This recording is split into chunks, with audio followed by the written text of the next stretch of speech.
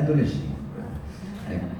Devo dire che si chiama Jacopo Pasnetti perché naturalmente si rifà a quanto Francesco Pasnetti ha fatto per questa città, ma anche perché nel primo anno, Anna se ricordo bene, il presidente della giuria era il fratello che è Maria Pasnetti, che per un anno ha seguito i primi video ancora amatoriali, insomma, che partecipavano a questo concorso.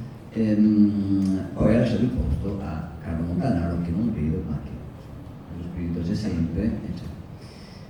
Questo per dire cosa? Per dire che è strana anche la 16ª edizione, nel senso che quando arrivi alla 10ª dici ma ci sarà l'11ª, arrivi alla 15ª, sarà la 16ª, e c'è, e devo dire che da quello che ho capito, perché le due ragazze qui sono state bravissime perché hanno visionato una quantità di film straordinariamente grande, quindi hanno passato tantissimo tempo a lavorare e poi a scegliere, a selezionare, e quindi devo dire che anche i prodotti che vedremo sicuramente sono bellissimi. Io ho visto quelli selezionati che sono straordinari, alcuni anche proprio dal punto di vista soprattutto che credo Anna ci interessi dal punto di vista sociale, dal punto di vista dell'attenzione ai diritti di tutti, insomma ai beni comune, no?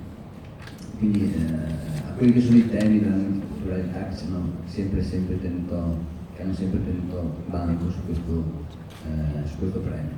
E volevo ringraziare anche a nome di tutto il Valle il professor Candelori, che è qui presente, che ha collaborato con una serie di altri professori all'organizzazione di tutto il festival. C'è questo gemellaggio appunto tra il Valle di Padova e lo storico Guggenheim di Venezia, dove ci sarà anche la premiazione il 3 di giugno, per chi vuole venire, anche la proiezione di alcuni lavori dei ragazzi sia del Valle che di altre scuole che hanno partecipato. E dei primi, poi abbiamo delle GIF animate, un artista, Nicola Di Caprio, che è presente, e poi abbiamo della sezione tema libero, introdotto appunto dalla GIF di Nicola Di Caprio. Abbiamo Alessandro Ronchi la sera, un piccolo film che concluderà tutta la serata.